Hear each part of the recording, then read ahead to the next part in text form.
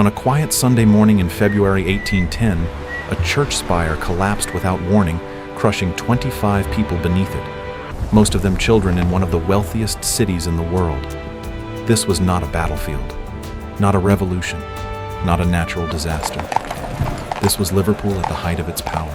A booming Atlantic port of roughly 78,000 residents, fueled by cotton, tobacco, and sugar, crowned with elegant Georgian architecture, and ruled from marble halls where merchants shaped global trade. From the outside, it looked unstoppable, a city of confidence, symmetry, and ambition. But beneath the polished stone and rising domes, pressure was building. Streets clogged with horse manure and coal smoke. Overcrowded housing where disease moved faster than prosperity. Wealth concentrated in chandeliers and ballrooms, while survival played out in damp alleys only blocks away. The falling spire was more than an accident. It was a fracture line, a moment when gravity exposed what momentum had concealed. Because Liverpool was not just expanding, it was accelerating. And acceleration changes everything. The question is not how the spire fell. The real question is this: what happens to a city or a society when growth becomes its religion and no one stops to measure the cost? In the early 1800s, Liverpool stood at the edge of the Atlantic world, like a city plugged directly into the bloodstream of empire. Where the River Mersey widened and met the Irish sea ships, arrived daily their hulls heavy with cotton from the American South, tobacco from Virginia, and sugar harvested in the Caribbean. Each vessel carried more than cargo, it carried momentum. With a population of roughly 78,000, Liverpool was not yet a giant by modern standards, but it moved with the confidence of one. Warehouses multiplied along the docks. Masts crowded the skyline like a forest of timber and rope. Money circulated fast, building grand Georgian townhouses with clean brick facades, symmetrical windows, and polished brass knockers that reflected candlelight at dusk. Elegant squares emerged, cultural institutions formed, and the city projected refinement to the world. But prosperity was not evenly distributed. Only a few streets away from those manicured terraces, families crowded into damp, airless courts, where coal smoke clung to skin and clothing. Horses powered transport, leaving behind streets thick with waste that mixed with industrial soot. Disease traveled silently through tight corridors where sunlight rarely reached. The same coal that drove trade blackened stone and lungs alike. Liverpool's wealth rose quickly, almost breathlessly, but so did its strain. Infrastructure struggled to keep pace with ambition. Growth felt inevitable, unstoppable, almost intoxicating. And yet beneath the symmetry and ceremony, tension simmered. This was a city sprinting into the future, convinced speed was strength. But acceleration has weight, and weight presses down on foundations. The question hanging over the docks was not whether Liverpool would grow. It was whether it could absorb the consequences of growing so fast. At the physical and symbolic center of this rising powerhouse stood Liverpool Town Hall, a structure that did more than house government, it staged authority. After a devastating fire tore through the original building in 1795, the city did not retreat into modesty. It rebuilt with greater ambition.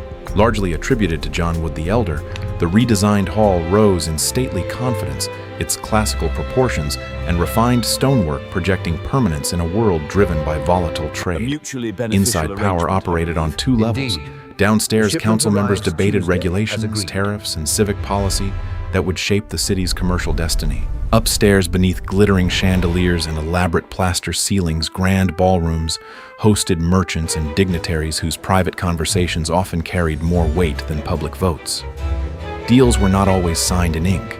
Sometimes they were sealed over music, wine, and strategic alliances. Above the dome stood the statue of Minerva, Roman goddess of wisdom and war, but also of commerce and the arts, a deliberate emblem for a port that understood trade as both intellect and conquest. The message was unmistakable. Liverpool was not merely participating in global exchange, it was mastering it. Yet the marble floors and gilded details concealed an uncomfortable truth. The prosperity celebrated within those walls did not echo evenly across the city. Decisions made under crystal light filtered outward into streets darkened by coal smoke. The town hall embodied aspiration, resilience, and calculated brilliance, but it also revealed a widening gap between those who shaped the system and those who endured it. Power beautifully framed rarely shows its shadows. For generations, sailors approaching Liverpool searched the skyline for a single reassuring sign, the spire of Our Lady and St. Nicholas Church, rising above the River Mersey. Added in 1746, the elegant spire served not only as a house of worship, but as a navigational marker guiding ships safely toward home. It stood at the intersection of faith and commerce, a spiritual sentinel watching over a port whose wealth depended on the sea. On engravings from the early 1800s, the spire appears slender, yet confident, piercing the sky as if nothing could shake it. But on a Sunday morning in February 1810, that illusion shattered. As bells rang and families gathered for service, the unthinkable happened. Without warning, the spire collapsed inward, crashing into the nave below. Stone and timber rained down upon the congregation. 25 lives were lost in an instant, most of them children from a local charity school seated together beneath the towering structure. The tragedy stunned a city accustomed to mastering risk. Liverpool could ensure ships diversify cargo rebuild after fires, but it could not negotiate with gravity. The collapse exposed a fragile truth beneath the confidence of empire. Even the most commanding structures can fail without mercy. Grief spread through the streets as funerals followed, and for a moment the city's relentless forward motion slowed. Yet Liverpool did what it had learned to do: it rebuilt. The church would stand again, restored as a symbol of endurance, but something intangible had shifted. The falling spire lingered in memory as a warning that prosperity does not grant immunity, that ambition cannot fortify every weakness. In a city racing toward modernity, the collapse was a pause forced by loss, a reminder that beneath every rising skyline lies vulnerability. By 1822, Liverpool had crossed a psychological threshold. It was no longer a fast-growing port. It was a city of more than 100,000 people, and cities of that size must feed themselves every single day. St. John's Market rose on the site of a former churchyard, a transformation that said everything about urgency. Survival now outweighed sentiment. Supported by cast-iron columns, cutting-edge Victorian engineering at the time, the vast covered hall brought order to what had once been chaotic street trading. Inside, Liverpool's social hierarchy compressed into a single restless space. Wealthy housekeepers examined cuts of meat with guarded precision, while working families counted coins, carefully calculating what they could afford for supper. But beneath this choreography of commerce was a harsher reality. The floor remained slick from crushed vegetables and spilled liquids. The air hung thick with the smell of fish-damp wool and unwashed bodies. Voices overlapped in a constant roar, vendors shouting prices, carts scraping across stone, arguments erupting and dissolving within seconds. Pickpockets moved with silent efficiency, exploiting distraction in the crowd. This was not picturesque commerce. It was urban metabolism laid bare. Before refrigeration, before sanitation standards, before packaged goods and fluorescent aisles, this was how a city sustained itself through noise, contact negotiation, and risk. St. John's Market was essential, not elegant. It revealed the mechanics behind prosperity, the sweat beneath the silk, the logistics beneath the luxury. The original structure would eventually be demolished in 1964, replaced, and then erased again decades later. But for much of the 19th century, it stood as proof that growth is not only about monuments of power, it is about the daily, messy, relentless act of keeping people alive. Amid the smoke of industry and the relentless rhythm of trade, a quieter revolution was unfolding, one not measured in cargo tonnage or architectural grandeur, but in human dignity. In 1800, Edward Rushton, a blind poet and outspoken abolitionist, helped establish Britain's first specialist school for blind children, the School for the Indigent Blind. Rushton had lost his sight after contracting an infection while caring for enslaved Africans aboard a ship, an experience that shaped both his moral convictions and his understanding of vulnerability. In a city enriched by global commerce, including trade systems entangled with slavery, his mission carried sharp moral weight. The school was not built on pity. It was built on disciplined structure and the radical belief that blindness did not equal helplessness. Students rose at 6:30 a.m., followed a strict daily schedule, and were in bed by 9:30 p.m. They learned basket weaving, brush making, and music practical skills that allowed them to earn a living rather than beg on crowded streets. In purpose-built classrooms, they navigated the world through touch and sound, transforming perceived limitation into trained ability. This was compassion engineered into opportunity.